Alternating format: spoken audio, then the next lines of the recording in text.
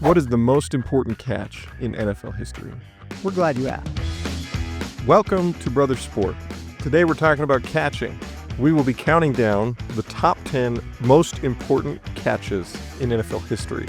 Quick reminder to smash that like and subscribe button if you want to see more of these. Now, before we dive into the actual list of the top 10, we need to rewind back into NFL history so we can understand better how the catch came to be important and why it actually wasn't important at all at first, which is really weird. So let's travel back in time to 1906. Football looked much more like a rugby scrum on every play, and players were literally dying on the field. Teddy Roosevelt told the rules committee, "Fix this or the sport is gone." I'd love to see Will Smith star in that movie. You are out of line. Hey. The forward pass was born because too many guys were literally getting flattened to death. That is the most American origin story ever. It took decades before passing was truly embraced. Coaches thought it was too risky. Plus, there was no such thing as pass interference. You could literally just tackle dudes as they went out for a pass. Fast forward to the 70s, when defenses like the Steel Curtain dominated, and games looked like low-scoring mud fights. Then in 1978, like Moses coming off the mountain holding two huge stone tablets, the NFL commanded defenders to stop mauling receivers more than 5 yards downfield. There is no freedom without the law. Just like that, passing exploded. All of a sudden, receivers were open. By the 90s, 2000s, the NFL leaned into passing even harder.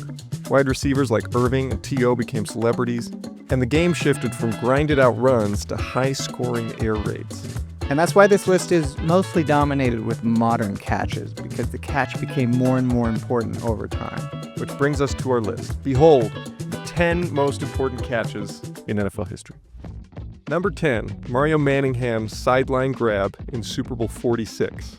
This catch is an awesome way to start the list, and not just because it happened against the Patriots. Even though that's awesome. If the mighty Belichick-Brady Patriots dynasty had an Achilles heel, it was Tom Coughlin's Giants, led by the enigma Eli Manning, the Temu version of Peyton. And with 3:46 to go, they had the ball deep in their own territory, down 17-15, needing another huge moment from Eli. And somehow, they got it. Temu Peyton pulled it out.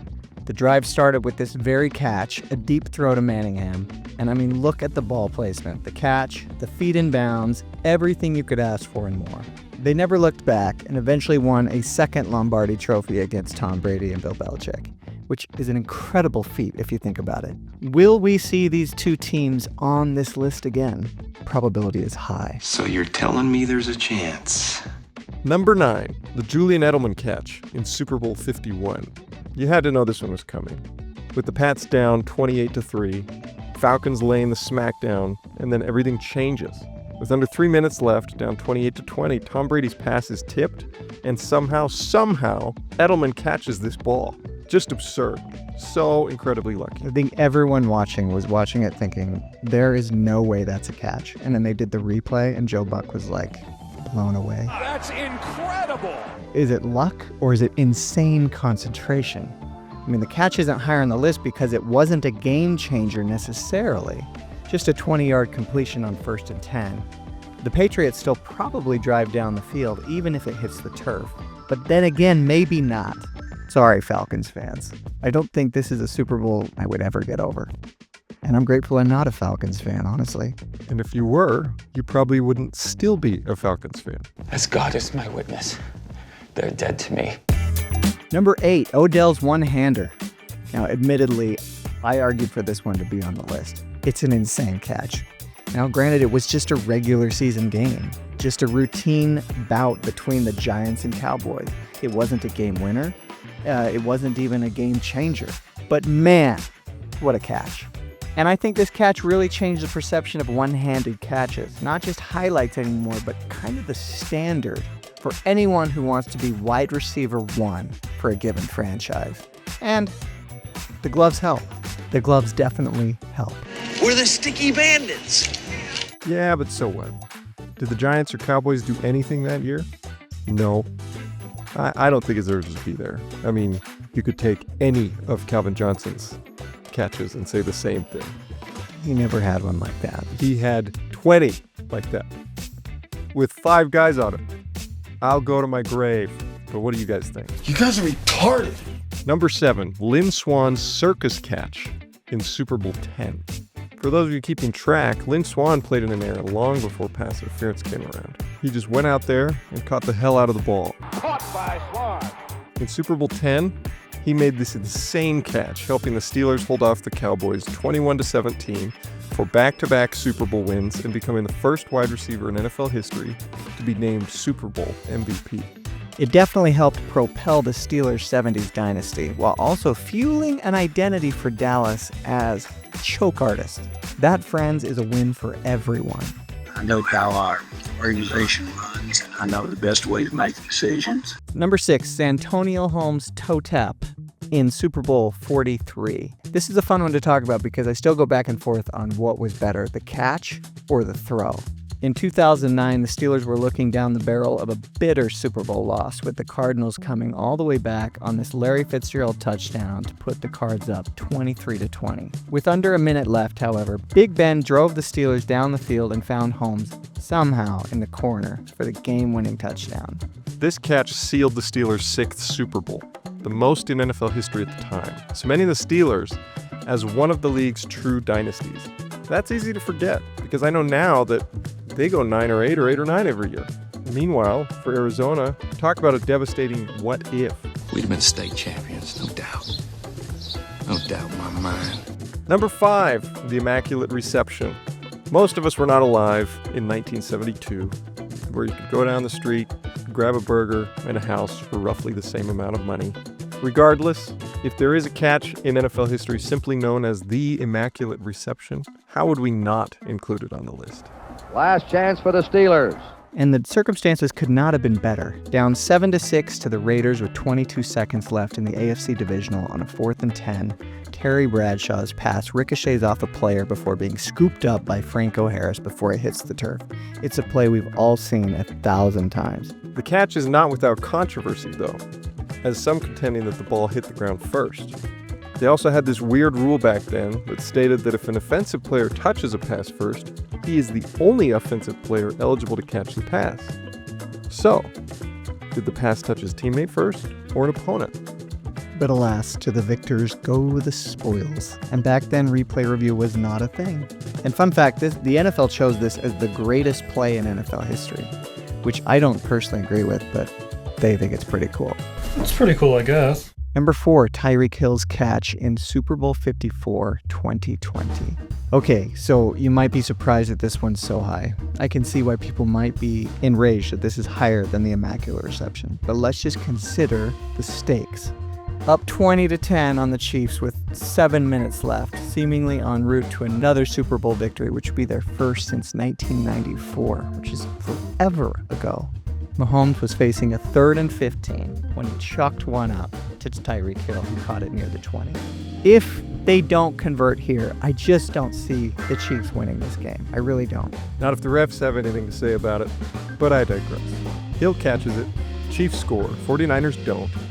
Chiefs score again, Garoppolo with maybe the worst overthrow in league history. Game over. Historically, you have to think about the conversation around Mahomes. I think he eventually gets over the hump, but who knows? He hadn't done it yet. And Kyle Shanahan, on the other hand, might not be known as the coach who blows big leagues. That's a stretch. It's a stretch. Number 3, Jacoby Jones, Ravens-Broncos. In 2012, the Ravens and Broncos were both considered Super Bowl favorites before the season, and their heavyweight bout in the divisional round proved neither team was a fluke. I mean, these defenses were awesome. And indeed, new Broncos quarterback Peyton Manning and that vaunted defense looked to have things locked up nicely. Up 7 with only 43 seconds left. The Ravens deep in their own territory, facing an impossible 3rd down with no timeouts and with Joe Flacco at the helm. Not exactly an inspirational quarterback. What does Joe do? Oh, I don't know. Chuck up a perfect bomb to Jacoby Jones over the top of the safety, who for some reason didn't get back, for a 70-yard touchdown. I actually remember watching this live and thinking to myself, this game is over. And it should have been over had the Broncos not played the dumbest defense ever on that one single play. Finally, Peyton threw an errant pass, and the Ravens kicked the game-winning field goal, propelling them all the way to a Super Bowl victory, one desperately needed for that franchise. Kudos to the Broncos for being low-key choke artists, by the way. They aren't mentioned a lot in the conversation, but they should be. I swear, they choke all the time. You can't keep getting away with this! Number 2, Tyree's helmet catch, Super Bowl 42. You knew it had to be on here. Hard to believe it's not number 1. But we have to remind ourselves here of down and distance. Down 14-10 with under 2 minutes left, facing a 3rd and 5, Eli escaped, which was certainly a sack, hurled a pass up for grabs, and somehow Tyree pins it against his helmet. The rest is history, or tarnished history for the dynastically perfect Pats. I prefer to focus on discount Peyton, however. I love Eli Manning as much as we poke fun at him. Is he a Hall of Famer? I don't even think it's tough. Super Bowls matter. Is that your only argument? It's the only argument I need, Sean! Chew on that while we move on to number 1. Number 1, Travis Kelce catches Taylor Swift. Arguably the greatest catch ever. He's set, man. Why is he still playing? Let's talk about an actual catch. Number 1, the catch. 49ers Cowboys NFC Championship 1982. I've got to admit something here. I went into this list with the intent of dethroning the catch as the greatest catch of all time. I think I just got tired of folks calling it the catch and watching it thinking, okay, I mean, it's a decent catch. He's not wearing gloves, which is cool, but it's still kind of just a catch. But I still think it deserves to be number 1 on this list.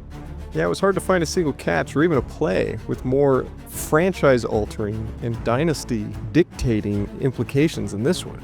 To rewind, back in 1982, the 49ers were Super Bowl winless, if you can believe it. It's a play everyone has seen a million times. Good, standard catch that birthed a 49ers dynasty, and at the same time, put a cap on the Cowboys' era of dominance. This single catch shifted NFC power for an entire decade. Definitely crazy to think about where the 49ers would be. What happens to that team if the Cowboys beat them yet again? I guess stuff that happened back in the 80s, which is ancient history to some, still matters. Don't you go dying on me! There you have it, the 10 most important catches in NFL history. What did you think of the list? Do you agree? Do you disagree? There's some that we should have put on there. Maybe 10 catches from Megatron? I think so. I don't. Although admittedly, him not being on the list is a bit of a downer. Unfortunately, the Lions never got close enough to any sort of Super Bowl, but we don't need to talk about that. They've never done anything important, therefore. Thank you everyone who made it through this list with us. If you want to see more, just hit that like and subscribe button and make sure you tune in for more Brother Sport coming at you. Careful. One more fun fact for you before you go. Did you know that David Tyree only caught 4 passes the whole season before making the legendary helmet catch? Talk about saving your best for the biggest stage possible.